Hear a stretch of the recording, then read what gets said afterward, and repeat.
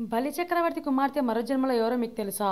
విష్ణువు వామనావతారంలో బలిచక్రవర్తి గృహానికి వెళ్ళగా ఆయన దివ్యమైన రూపాన్ని చూసి అందరూ ముగ్ధులైపోయారు. అలాగే బలిచక్రవర్తి కుమార్తె రత్నమాల కూడా చిన్న వామనుని చూసి ఈ బిడ్డ నా కుమారుడైతే ఎంత బాగుంటుంది, తనకు పాలిచ్చి తల్లి ప్రేమను పొందాలని మనసులో అనుకుంది. కానీ క్షణాల్లో వామనుడు త్రివిక్రముడై 3 అడుగులతో తన తండ్రి బలిచక్రవర్తిని సర్వస్వాన్ని తీసుకున్నాడు. దీంతో రత్నమాల మనసులో కోపంగా ఇలాంటి వాడికి పాలు కాదు విషం ఇవ్వాలని అనుకుంది.